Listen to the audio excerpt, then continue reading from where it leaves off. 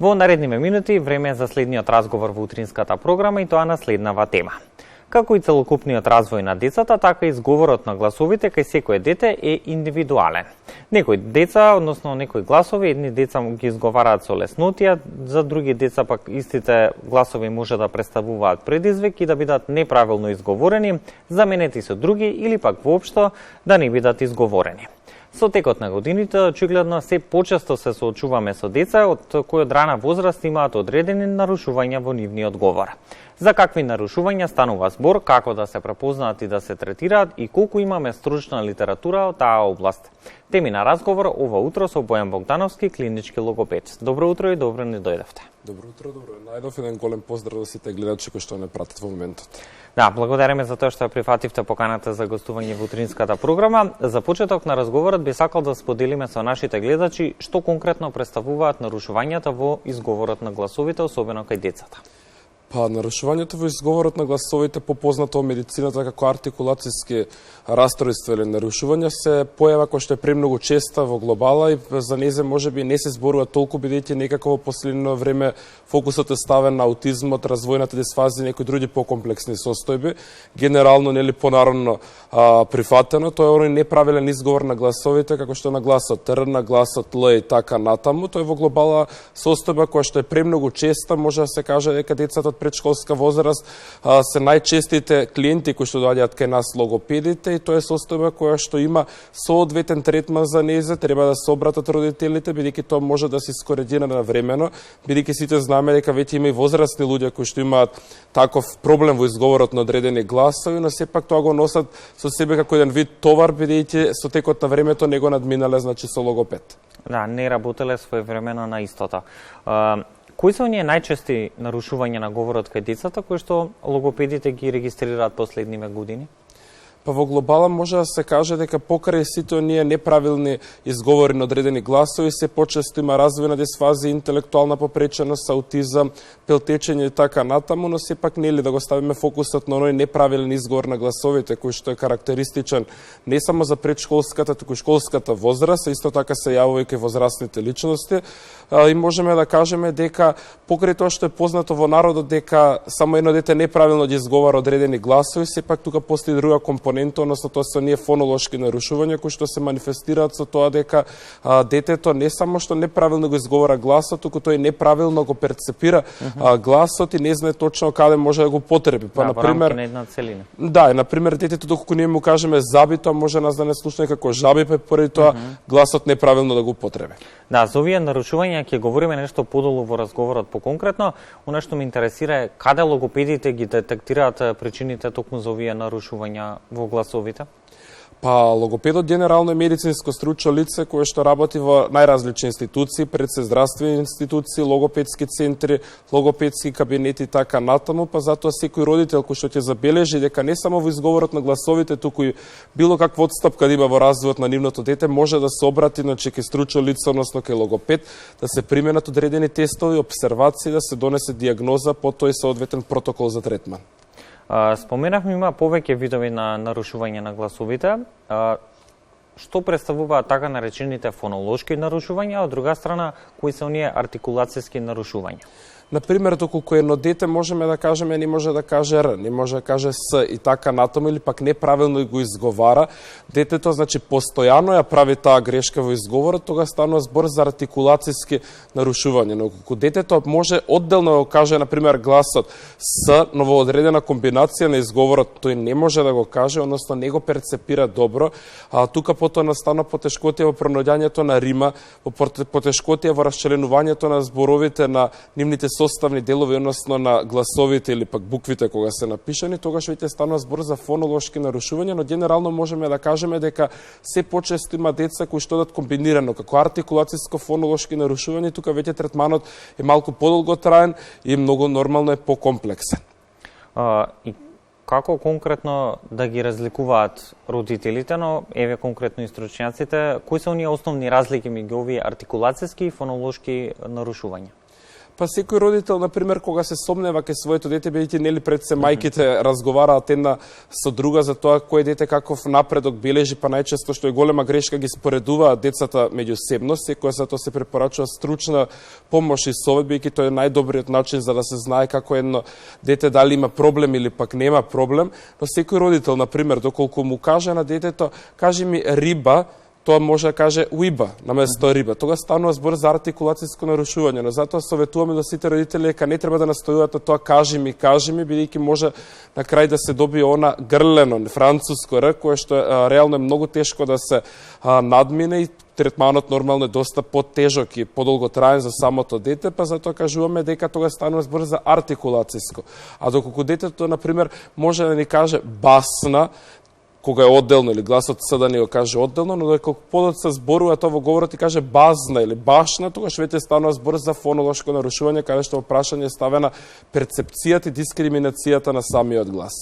Логопедите многу често во својата работа говорат и за она што се нарекува фонолошка способност. Што конкретно представува тоа, да им објасниме малку повеќе на гледачите? Пиво рака понародно кажано, далеко нели од стручно, за да може да го разберат гледачите, тоа представува една слика за јазичната целина на самиот говор, односно за тоа како ние го перцепираме јазичниот дел на говорот и како истиот ние значи го применуваме. Односно сите ние кога зборуваме веќе треба да имаме некоја вербална слика за самите зборови, вербална представи, вербално памтење за самиот збор, па така ние кога го кажуваме истиот збор, веќе треба да имаме некоја си слика за самиот збор, односно дека ние треба да кажеме дека зборот е составен од одредени гласови, од одредени слогови, дека ние можеме брзо да го именуваме, веднаш да се сетиме на него, односно наједноставно кажано како правилно да го примениме во секојдневниот говор. И од која возраст најчесто се јавуваат овие нарушувања во говорот токму кај децата? Што вели вашето искуство досега? Па во глобала секој глас има своја временска рамка кога тој треба да се развие правилно, но сепак нели постојат индивидуални карактеристики, просто некој дете може сосема подоцна да усвои одреден глас, но сепак се држиме за одредена временска рамка. Не можеме да кажеме дека едно дете на 7 години дека треба да каже гласот Р, кога тој треба да биде совладан некој 4,5, максимално значи до 5,5 година, тогаш веќе треба да се посетува логопед, па затоа значи кога ќе се надмине таа временска рамка, на пример од некој си 3,5 години па до 5,5 години, зависно за кој глас, тогаш веќе е потребно да се посети логопед и да се нагласи, посебно сите родители, дека не треба да се форсираат децата со на кажи ми, бидејќи така се создава само една психолошка потешкотија во смисол на притисок и самите деца. Да, и токму затоа ваквите разговори се особено важни, меѓу другото и за едукација на родителите по оваа проблематика.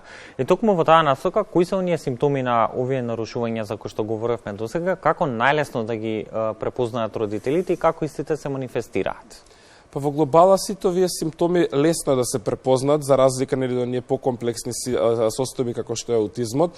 Можеме да кажеме дека секој родител веднаш ќе забележи дека нивното дете не зборува доволно добро, односно неправилно ги изговара гласовите, звучи поразлични, побебешки во однос на другите деца, неговиот јазик излегува преку забите и тој е доста видлив. И тука веќе станува збор за една состојба кога честопати родителите сметаат дека тоа не е проблем, сметаат дека тоа личи доволно сладко, но тоа може би биде сладко дори детето е мало, до некои си 4 години. Веќе понатаму станува збор за патологија во вербалната комуникација, веќе има потреба од логопед. А сите знаеме дека денеска децата во училиште и во градинка се посурови, па потоа може детето да биде изложено нисмев од страна на своите врсници, да се појави психолошка потешкотија во смисол на одбивност да оди во градинка, одбивност да оди во школа, чувство дека не е прифатено и затоа не треба детето тоа да го носи како товар на својот грб. Без разлика дали станува збор за артикулацијска или фонолошка патологија или пак станува збор за пелтечење или некоја друга состојба во вербалната и невербалната комуникација. Споминавте особено важно родителите да разговараат со своите деца и да го вежбаат говорот уште од најрана возраст, но кога е вистинското време да се посети логопед, кога веќе ќе се воочат симптоми на некакви нарушувања во поглед на говорот?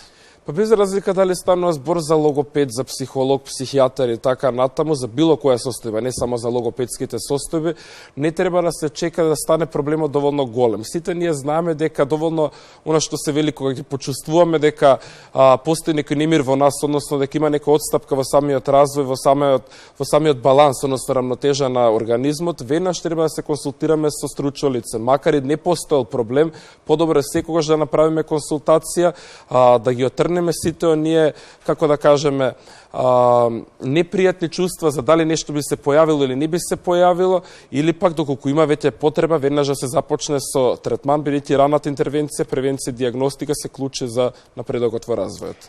И кога веќе ја споменавте диагностиката, како се поставува диагностика за овој вид на нарушување на говорот токму кај децата?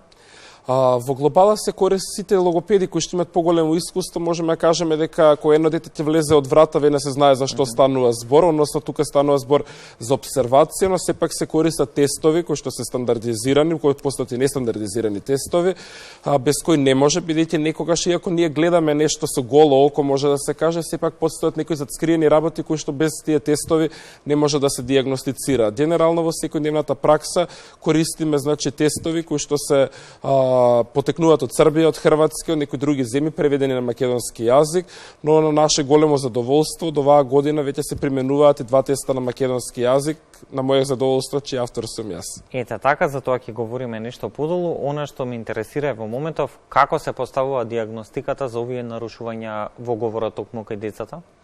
Во однос на самата диагностика, кој што спомнав, тука обсервацијата, односно наблюдувањето за какви... Што е со третманот, меѓу другото? Каков третман се применува? Третманот, значи, кој што се применува е логопедски третман. Најпрво артикулаторите, односно говорните органи, се поставуваат со сонда или пак со шпатула пред огледало, за детето да види како тие се поставуваат. Потоа, кога ќе ги постави правилно артикулаторите, вина се поставува со ние говорни вежби, говорни комбинации, каде се содржи критичниот глас.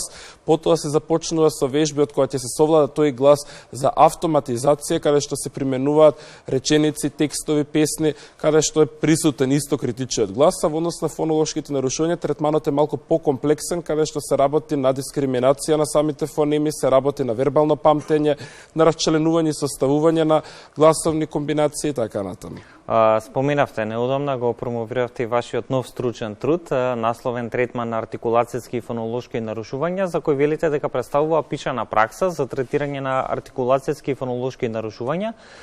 Ни го донесовте јутринава во студиото 3 на македонската телевизија. Што конкретно содржи овој труд, да ги запознаеме нашите гледачи? Така, бидејќи уште кога бевме ние студенти не постоеше литература на македонски јазик, генерално учевме од книги кои што се или преведени или пак се од српски, хрватски јазик, англиски јазик и така натаму, се решив цел секојдневната пракса, бидејќи ние изучуваме теорија, но ретко кој нели започува како студент со пракса, да ја собереме цело на теорија и пракса секојдневна во едно дело и потоа значи да го ставиме во една книга која што ќе служи на голем број студенти, на голем број логопеди, дефектолози, а пред се и на родители кои што имаат деца со артикулацијски и фонолошки нарушувања, бидејќи не секогаш ќе добиваат програма за работа од дома. Споменавте, во него се содржат и два вида теста, за што конкретно станува збор? Тоа се тестови за процена на артикулацијата на гласовите и тест за процена на фонолошките способности, односно проблематиката за која денеска ние говориме. Тоа се тестови кои што може да се каже дека целокупно ја опфаќаат оваа проблематика и дека тие одлично диагностицираат и даваат добра насока на самиот логопед за каков вид третман тој да треба да понуди на неговиот пациент, односно клиент. Дали конкретно оваа книга, односно овој труд е наменет само за вашите колеги, за логопедите, или пак можеби и родителите можат своевремено да го користат истиот? Па како автор до секој што има напишано повеќе трудови, се трудам да она што го пишам пред се да го напишам за клиентите, односно пациентите. Веќе тие со ние за кои што ние постоиме, работиме, дека тие со ние кои што треба пред се да добијат одличен третман. Точно трудот е наменет за логопеди, дефектолози, студенти по истите области, за доктори, педиатри, за психолози и така натаму, но и за родители на деца со проблем на изговорот на гласовите. И какви беа реакциите во првиве денови по издавањето на самиот труд? Можам да забележам дека на социјалните мрежи има голем број на ваши колеги на кои што лично многу им помогнал самиот труд веднаш по неговото објавување. Па во глобала може да се каже дека како минатиот труд, така и овој, бидејќи станува збор за проблематика која што се почесто и почесто за жал до некаде, можеме да кажеме дека одзивот е повеќе отколку добар и дека се повеќе колеги ја имаат оваа книга, но моје големо задоволство се повеќе родители. Веќе добивам позитивни реакции од самите колеги дека одредени гласови ги сработуваат, односно добиваат позитивни резултати со само 2-3 третмана. И што верувам дека ќе биде дополнителен мотив уште повеќе да работите на оваа поле и во иднина и секако вашето искуство да го пренесувате во вакви трудови. Споменавте, ова е прва книга на македонски јазик конкретно од оваа област. Колку имаме стручна литература од ваков вид во земјава и зошто е важно да се создаваат вакви трудови кои што би биле од огромна помош како за родителите, за вашите колеги логопеди, така и за идните студенти од областа на логопедијата?